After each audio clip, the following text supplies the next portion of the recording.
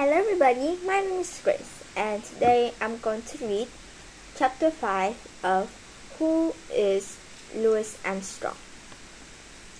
Ups and Downs. Louis Amstrong had once tried managing his own band.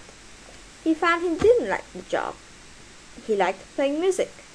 Then someone else worked out all the details of where and when the band played. Louis chose a man named Tommy Rockwell to be his manager. Tommy Rockwell wanted Louis Amstrong to be a soloist.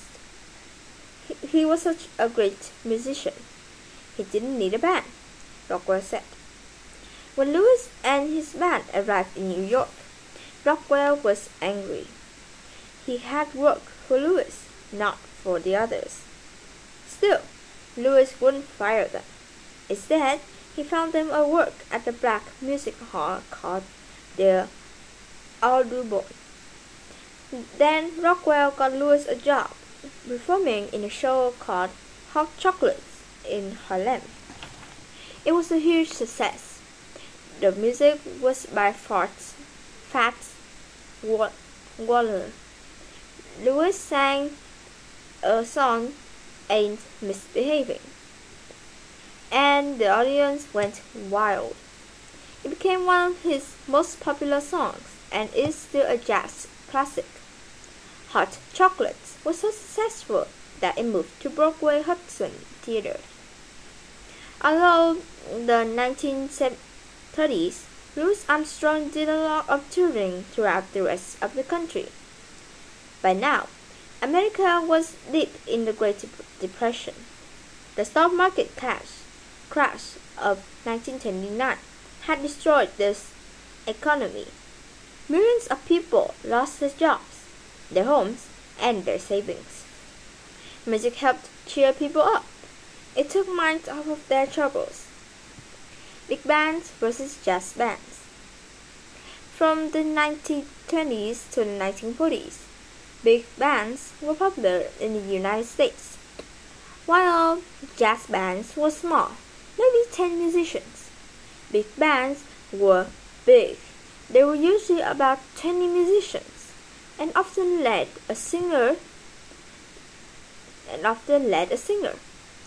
Big bands didn't play set musical pieces. They didn't improvise the way jazz musicians did. Part of the reason for this was the rise of record companies and radio shows. A song could not be in a different length each time it was played. It had to fit into a fixed time slot. Big bands began to die out after World War II was over. Now, big bands were popular, and Armstrong was often the featured soloist. During one trip, Louis went out to Hollywood, California, where movies were made and movie stars lived. He had learned how to dress better by this time and wore an ascot tie with an extra big knot. Soon, lots of men were copying and wearing Louis Armstrong's knots. Louis Amstrong stayed in Hollywood for about a year, making records and appearing on radio shows. Some films were replacing the silent films of the 1920s. Directors were looking for people with interesting or unusual voice. Louis' rough, sandpapery voice was just the thing. At that time, there were limited roles for black actors in the movies. African Americans had to play servants or faithful companions. As a black man, couldn't be a star in his own right. When Louis was in a film, parts were written just for him, to show off his singing and his trumpet playing. The parts also took advantage of his natural comic gifts and his bubbly personality. Louis liked to entertain people, so he accepted the roles and played them well. Even though the dialogue was often silly, Years later, some people criticized Louis for taking these parts. They said that other parts that made black people look foolish. Louis returned to Chicago in 1931. His relationship with Lou was in trouble. Neither of them was happy. They soon divorced. Back on the road, Armstrong found a new manager, a white man named Johnny Collins. He also hired a white bus driver. Black bands needed to have white men for protection. Otherwise, a busload of African Americans might be treated badly or even thrown to jail. Louis' band traveled and performed throughout the South. It was not an easy thing to do at that time. When the band arrived in a new town, the men could not check into a white hotel. Instead, they had to find a place in the back part of the town. It was the same with restaurants. Some places wouldn't serve black people. Other places had whites-only bathrooms. Louis and the band suffered lots of insults. But when Louis Amstrong paid a visit to his hometown, New Orleans, he received a hero's welcome.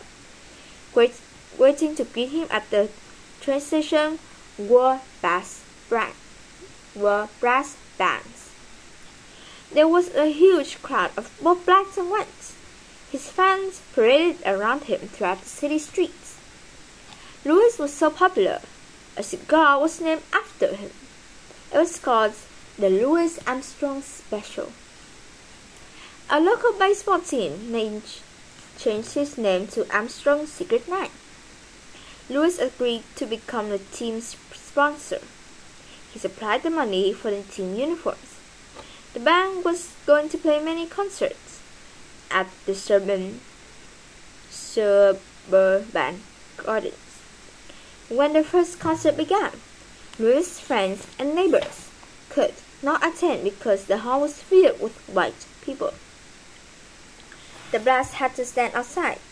If they were lucky, they got to hear the music through the open windows. The concerts were also going to be broadcast on the radio. On the first night, the white radio announcer refused to introduce a black band on the air. He marched off the stage. What will happen now? Louis Armstrong stepped in. He asked the band to play a long chord while he walked on stage. Everyone clapped and cheered. Louis quieted the crowd and started the show. The announcer who walked out was fired. For the next 3 months, Louis did all his own announcing. He wanted to do a special concert for the blacks before leaving New Orleans. But when he showed up to play, he was found that the police had sent everyone home over and over. Louis saw how racist white people couldn't accept black musicians, even brilliant and talented ones. Louis went to play at the Royal Theater in Baltimore, Maryland. The theater was in a poor neighborhood. Many people didn't have money to buy coal or heat their house. To heat their houses, Louis stopped at the coal yard and ordered a ton. That's 2,000 pounds of coal. He asked that it be delivered to the lobby of the Royal Theater. People who needed coal, black or white, could come and help themselves. In 1932, Louis took his first trip to England. When he got there, his nickname of Scatchermouth got shortened. From then on, became known as Scatchmore. Louis played to packed halls in England. 2. He used his trademark white handkerchief to wipe his face and give signals to the band. When he returned to the United States in November, his lip was sore. He needed to take time off from playing. but Collins continued to get him jobs. Collins also drank too much and kept Louis' money. The lip got worse. Louis had to stop playing until it was healed. During this time, Louis realized that Collins was not paying bills or sending money to Lou. So Louis fired Collins and then took a long vacation in 1934. While he rested his trip, he visited Paris, France, a city without a kind of prejudice that exists in the United States. In January 1935, he returned home. This time, he chose an old friend, Joe Glacier, as his manager. Glacier used to run the Sunset Cafe in Chicago. They remained together for the rest of Louis Amstrong's life. Unlike many whites of the time, Glacier traveled on bus with Louis and the band, not in a separate car. Once his sleep was better, Louis Amstrong was eager to start playing and performing again. A magazine interviewed quoting him as saying, "My chops is fine now. I'm dying to swing again. They gave me a new trumpet over in Europe. I've got a smaller mouthpiece than I have of my old horn. I'm all rested up and dying to get going again." There was something else he was dying to do too, as well. From the very first time he left New Orleans, Scatchmore had taken a long typewriter. He liked to write about his childhood, his early music, his travels, the people he met, and the music he played. In 1936, his first book, Swing That Music, was published. It was the very first autobiography written by a jazz musician. The year 1937 was another first for Louis Amstrong. He stood in for his friend, the white movie star Willie Valley, on a popular radio show.